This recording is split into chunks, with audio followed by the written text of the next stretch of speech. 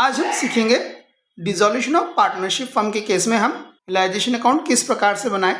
अब देखिए, realisation account बनाते समय हमें सिर्फ 6 आइटम पे ही फोकस करना पड़ता है।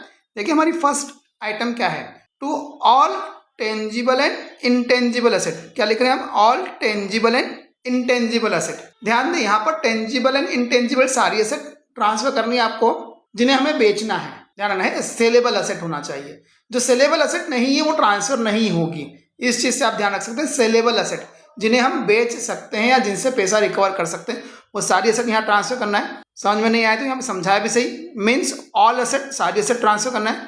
क्या ट्रांसफर नहीं करना है, except cash in hand and cash at bank. अब इस कैश इन हैंड और कैश एट बैंक को क्यों ट्रांसफर नहीं करना है, क्योंकि इन्हें तो बेचने की जरूरत नहीं है, ये हमारे पास पैसा है। डिसॉल्यूशन के टाइम पे हम सारी एसेट बेच के पैसा कलेक्ट कर रहे होते हैं, तो ये तो ऑलरेडी है, इसलिए इनको बेचने की जरूरत नहीं है। देन नेक्स्ट है पार्टनर्स कैपिटल या पार्टनर्स करंट अकाउंट। अब ध्यान दे, क्या असेट साइड में पार्टनर्स कैपिटल या करंट अकाउंट होता है कि नहीं होता है, तो मोस्टली नहीं होता है। और यदि असेट साइड में पार्टनर्स कैपिटल या करंट अकाउंट है, इट मीन्स व्हाट, कैपिटल का नेगेटिव बैलेंस है। अब कैपिटल का नेगेटिव बैलेंस है तो ये भी हम बेचने तो नहीं जाएंगे, पार्टनर से पैसा ले लेंगे पर बेचेंगे तो नहीं, इसलिए ट्रांसफर नहीं होगा। देन नेक्स्ट हम क्या ट्रांसफर नहीं करेंगे, प्रॉफिट एंड लॉस ट्रांसफर नहीं करेंगे और फिक्टिटियस असेट्स ट्रांसफर नहीं करेंगे। अब प्रॉफिट एंड लॉस क्या असेट साइड में होता है, बिल्कुल उस समय हो सकता है जब लॉस हो। लॉस के केस में प्रॉफिट लॉस असेट साइड में होगा। Then fictitious assets means what, आपका एडवर्टाइजमेंट सस्पेंस अकाउंट यदि रखा हुआ है यहाँ पर, तो इस तरह के अकाउंट ट्रांसफर नहीं होंगे। ये क्यों ट्रांसफर नहीं होंगे, क्योंकि ये इन्हें तो बेचा ही नहीं जा सकता है। तो आपने क्या क्या ट्रांसफर नहीं करा, कैश इन हैंड ट्रांसफर नहीं करा, कैश एट बैंक ट्रांसफर नहीं करा। क्यों नहीं करा, क्योंकि इन्हें तो हम सोल्ड आउट ही नहीं करना है, हमें हमारे पास पैसा है। पार्टनर्स कैपिटल अकाउंट, ये कोई असेट ही नहीं है जो हम बेची जा सके। Then profit and loss account और फिक्टिशियस असेट, ये भी असेट नहीं है, ये तो एक्सपेंडिचर है जो डेबिट बैलेंस होने के कारण असेट में रखे हुए हैं। तो इन आइटम्स को छोड़ के बाकी सारी असेट ट्रांसफर कर देनी है। पर असेट ट्रांसफर करते समय ध्यान देना है, यहाँ आप क्या लिखेंगे, टू ऑल असेट जो लिखा हमने यहाँ पे, to building, to machinery, to furniture, to debtors. अब ध्यान दें, जब आप डेटर्स लिखें तो डेटर्स की फुल वैल्यू यहाँ लिखेंगे। इट मीन्स व्हाट, 1 लाख के डेटर्स में से 10,000 का प्रोविजन माइनस करके जो 90,000 आउटर कॉलम में लिखे होते हैं बैलेंस शीट में, तो आप पूरे 1 लाख यहाँ पर लिखें और प्रोविजन फॉर डाउटफुल डेट्स इस साइड लिखें। तो ध्यान दें, असेट डेटर्स की फुल वैल्यू यहाँ पर लिखनी है आपको और प्रोविजन फॉर डाउटफुल डेट्स इस साइड लाके लिख देना है। तो हमारा फर्स्ट काम कंप्लीट हुआ। क्या हुआ, हमने सारी एसेट ट्रांसफर कर दी। कौन सी एसेट, जो हमें बेचनी है, ठीक है। देन सेकंड काम पे क्या हुआ, हमने, ये हमारा सेकंड काम चालू हो रहा है। यहाँ हम क्या कर रहे हैं, ऑल एक्सटर्नल लायबिलिटीज ट्रांसफर करें। किन्हें ट्रांसफर कर रहे हैं, एक्सटर्नल लायबिलिटीज। अब जैसे हमने असेट में क्या कहा था, जो हमें बेचना है, ऐसे लायबिलिटीज में क्या कहेंगे, जो हमें पेमेंट करना है आउटसाइड पर्सन को। तो देखें, all liabilities except partners capital या करंट अकाउंट। अब पार्टनर्स का कैपिटल या करंट अकाउंट एक्सटर्नल लायबिलिटी नहीं होता है। देन पार्टनर का लोन अकाउंट भी हम ट्रांसफर नहीं करेंगे, क्योंकि वह भी एक्सटर्नल लायबिलिटी नहीं होता है। पर ध्यान दें, स्टूडेंट्स यहाँ पर बहुत ज़्यादा कंफ्यूज होते हैं। क्या पार्टनर की वाइफ का लोन ट्रांसफर होगा कि नहीं होगा, बिल्कुल होगा। क्या बैंक लोन ट्रांसफर होगा कि नहीं होगा, बिल्कुल होगा। पर क्या ट्रांसफर नहीं होगा, पार्टनर का खुद का लोन ट्रांसफर नहीं होगा। क्यों ट्रांसफर नहीं होगा, क्योंकि ये आउटसाइड पार्टीज को पेमेंट नहीं करने हैं। Then general reserve, reserve fund, profit and loss यदि क्रेडिट बैलेंस है।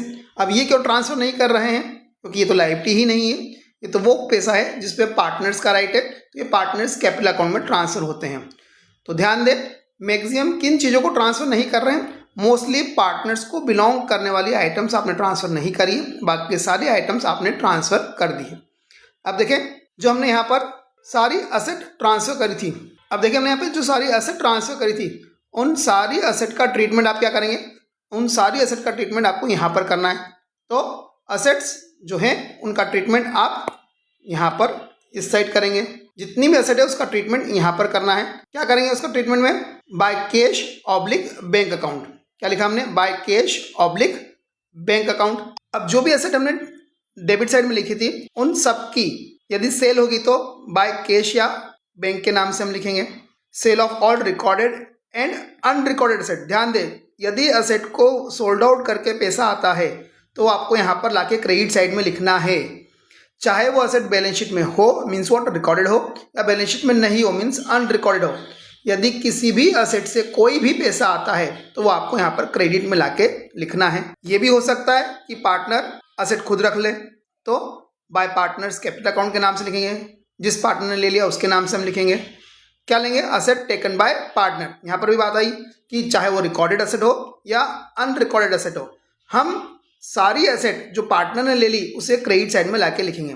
तो देखिए ये दो बातें हुई, इन दो बातों का इम्पैक्ट क्या हुआ कि हमारी एसेट जो डेबिट में थी उनका ट्रीटमेंट कहाँ पर होगा? क्रेडिट साइड में होगा।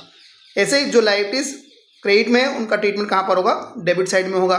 तो देखिए अब लायबिलिटीज पे आते हैं हमने लायबिलिटीज यहाँ पर क्रेडिट साइड में लिखी थी बाय ऑल एक्सटर्नल लायबिलिटीज। अब इन एक्सटर्नल लायबिलिटीज का पेमेंट हम यहाँ पर लाके लिखेंगे to cash oblique bank account, यहाँ पर लाके हम लिखेंगे। अब यदि कोई लायबिलिटी जिसका हमने पेमेंट कर दिया है तो क्या लिखेंगे? Payment of all recorded and unrecorded liability, चाहे रिकॉर्डेड लायबिलिटी हो या अनरिकॉर्डेड लायबिलिटी, यदि पेमेंट कराए तो वो यहाँ पर आएगा। ठीक है, payment of all recorded and unrecorded liabilities. Then यदि कोई लायबिलिटी पार्टनर पे करे तो किस नाम से आएगा? To partners capital account, liabilities paid by partner. तो ये 4 आइटम हो गई। हमने बोला कुल मिलाकर कितनी आइटम होती है? 6 आइटम्स यहाँ पर हमें डील करनी। कितनी आइटम 6 करनी है? 6 आइटम्स के बारे में काम करना है। कितना करा हमने? फर्स्ट आइटम क्या थी हमारी? असेट्स। सेकंड आइटम क्या थी हमारी? लायबिलिटीज। फर्स्ट आइटम का ट्रीटमेंट यहाँ पर हुआ, ये थर्ड। फोर्थ लायबिलिटीज का ट्रीटमेंट यहाँ पर हुआ, ये हमारी 4 आइटम्स हो गई। अब फिफ्थ आइटम क्या है? फिफ्थ आइटम है रियलाइजेशन के एक्सपेंसेस। फिफ्थ आइटम क्या है? रियलाइजेशन के एक्सपेंसेस। देखिए हमारी नेक्स्ट फिफ्थ पॉइंट जो हमारा रहेगा टू कैश या bank account payment of realisation expenses. जितना भी रियलाइजेशन एक्सपेंस का पेमेंट है वो यहाँ पर आएगा। अब कई बार क्या होता है हम पार्टनर को अपॉइंट करते हैं, किस बात के लिए अपॉइंट करते हैं? पार्टनर को अपॉइंट करते हैं तो लिखेंगे टू पार्टनर्स कैपिटल अकाउंट। किस बात के लिए अपॉइंट करा? हमने उसको काम करने के लिए कमीशन दिया है या फिर एक्सपेंसेस को बियर करने के लिए हमने कुछ पेमेंट करा है। तो यदि पार्टनर को अपॉइंट करा जाए तो पार्टनर के नाम से आएगा, फर्म पे करेंगे तो कैश या बैंक के नाम से आएगा। एट द एंड हम क्या करेंगे? डेबिट और क्रेडिट साइड की टोटल करेंगे और फिर उसका डिफरेंस निकालेंगे। यदि क्रेडिट साइड हायर है तो हम डेबिट में लिखेंगे to partners capital account profit transfer, और यदि डेबिट साइड हायर है तो हम क्रेडिट में लिखेंगे bye partners capital account loss transfer. ये प्रॉफिट या लॉस आप पार्टनर्स को उनके रेशो में डिस्ट्रीब्यूट कर देंगे। अब कुछ बातें यहाँ पर ध्यान रखना है। क्या बातें ध्यान रखना है?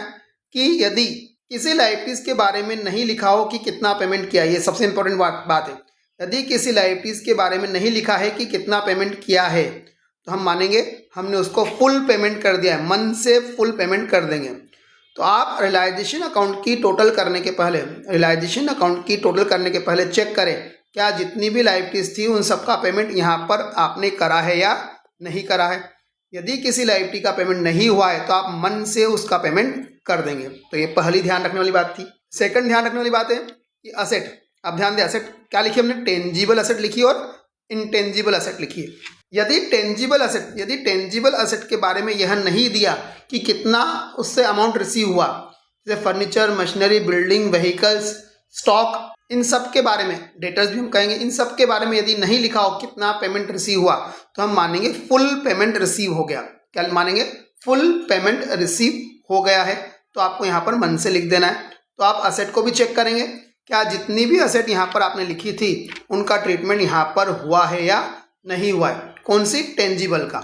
यदि कोई इंटेंजिबल असेट जैसे गुडविल, पेटेंट, कॉपीराइट, ट्रेडमार्क्स, इसके बारे में नहीं कुछ लिखा हुआ है तो हम क्या मानेंगे? उनका कोई पेमेंट हमें नहीं मिला है, मतलब उनकी कोई वैल्यू हमें रिकवर नहीं हुई है। इसी तरह से कुछ प्रीपेड एक्सपेंसेस हैं, एक्रूड इनकम्स हैं, इनके बारे में लिखा हुआ भी नहीं है कि कितना पेमेंट मिला तो हम मानेंगे कुछ भी पेमेंट नहीं मिला। तो क्या बात ध्यान रखी हमने? यदि किसी लायबिलिटी का पेमेंट क्वेश्चन में नहीं कहा गया कितना पेमेंट करा तो हम मन से उसका फुल पेमेंट करेंगे। यदि किसी टेंजिबल असेट के बारे में नहीं लिखा कितना मिला तो हम उसका फुल पेमेंट रिसीव कर लेंगे। तो ये 2 बात ध्यान रखने वाली। तीसरी बात, एक और रिजर्व होता है इन्वेस्टमेंट फ्लक्चुएशन रिजर्व। क्या वो यहाँ पर ट्रांसफर होगा? तो बिल्कुल वो यहाँ पर ट्रांसफर होगा, पर उसका कोई पेमेंट नहीं होगा। जैसे ये प्रोविजन फॉर डाउटफुल डेट्स, यहाँ पे ट्रांसफर तो होगा पर ये कोई लायबिलिटी नहीं है तो इसका कोई पेमेंट नहीं होगा। तो प्रोविजन फॉर डाउटफुल डेट्स आप यहाँ पे ला के लिखेंगे क्रेडिट में, पर उसका कोई पेमेंट आपको यहाँ पर नहीं करना है। ऐसे इन्वेस्टमेंट फ्लक्चुएशन रिजर्व यहाँ पर आप ला के लिखेंगे, पर उसका कोई पेमेंट आपको यहाँ पर नहीं करना है। एक और चीज़ होती है वर्कमैन कंपेंसेशन रिजर्व। क्या वो यहाँ पर ला के लिखना है? तो वर्कमैन कंपेंसेशन रिजर्व यहाँ पर सिर्फ तब आएगा यदि कोई वर्कमैन कंपेंसेशन क्लेम है तो आएगा, अदरवाइज नहीं आएगा।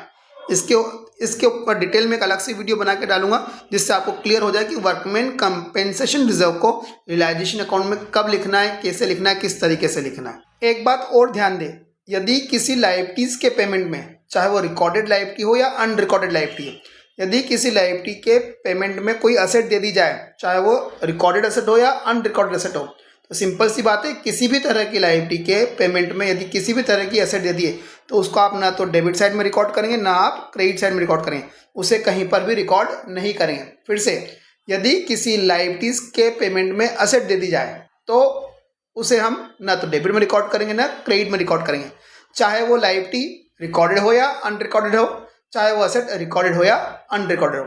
हाँ, यदि कुछ रिमेनिंग रह जाए तो उसका हम पेमेंट देने की एंट्री या पेमेंट रिसीव करने की एंट्री करेंगे।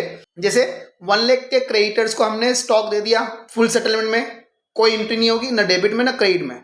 सेटलमेंट के लिए ध्यान रखना है, क्रेडिटर्स ट्रांसफर होंगे, स्टॉक ट्रांसफर होगा। यहाँ पर आप ट्रांसफर करने की एंट्री तो करेंगे, स्टॉक यहाँ पर ट्रांसफर होगा, क्रेडिटर्स यहाँ पर ट्रांसफर होंगे, पर सेटलमेंट की कोई एंट्री नहीं होगी। अब यदि 1 लाख के क्रेडिटर्स को हमने बिल्डिंग दे दी 5 लाख रुपीज में, अभी फुल सेटलमेंट तो हुआ नहीं, 1 लाख के क्रेडिटर्स को हमने क्या करा, 5 लाख की building they the. It means what, हम रिमेनिंग 4 लाख उससे रिसीव करेंगे, हम 4 लाख रिसीव करेंगे। तो ध्यान दें, हम असेट का पैसा रिसीव कर रहे हैं, वो यहाँ पर इस साइड लिखेंगे। यदि 1 लाख के क्रेडिटर्स को हमने 60,000 में फर्नीचर दिया, कितने में दिया, 60,000 में फर्नीचर दिया, तो फर्नीचर कितने में दिया यह नहीं लिखेंगे, पर रिमेनिंग वैल्यू जो 40,000 है उसका पेमेंट हमें यहाँ पर करना पड़ेगा। तो ध्यान दें, यदि असेट किसी लायबिलिटी के फुल सेटलमेंट में दे दी जाए तो बैलेंस शीट को देख के असेट तो यहाँ लिखना है आपको, लायबिलिटीज भी यहाँ के लिखना है, पर इन दोनों का जो आपस में सेटलमेंट हुआ उसकी आपको ना तो डेबिट में एंट्री करनी है ना क्रेडिट में एंट्री करनी है। तो आज हमने रियलाइजेशन अकाउंट सीखा, एक बार फिर से समअप करते हैं। क्या बातें थी हमारी बातें यह थी, कुल मिला के असेट्स डेबिट में आएगी, उनका ट्रीटमेंट क्रेडिट साइड में होगा, लायबिलिटीज क्रेडिट में आएगी, उनका ट्रीटमेंट डेबिट में होगा। देन यहाँ पर आप एक्सपेंसेस लिख देंगे और देन आप इसका डिफरेंस निकालेंगे। प्रॉफिट हुआ तो इस साइड लिखेंगे पार्टनर्स कैपिटल के नाम से, और लॉस हुआ तो इससे लिखेंगे पार्टनर्स कैपिटल अकाउंट के नाम से। तो कुल मिला के ये 6 बातें हैं जिन पे आपको फोकस करना रहेगा। इन दोनों में से कोई एक ही चीज रहेगी, प्रॉफिट या लॉस। ये 6 नंबर पॉइंट हमारा यह रहेगा। एग्जाम में यदि रियलाइजेशन अकाउंट के क्वेश्चंस आते हैं तो उन्हें अटेम्प्ट करके जरूर आए, क्योंकि बैलेंस शीट का डाटा लिखना है। फर्स्ट नंबर पॉइंट और second number point balance sheet का डाटा लिखने पर भी मार्क्स मिलना चालू हो जाते हैं। तो आप बाकायदा बैलेंस शीट का डाटा ही लाके लिख दें तो आपको कुछ ना कुछ मार्क्स जरूर मिल जाएंगे।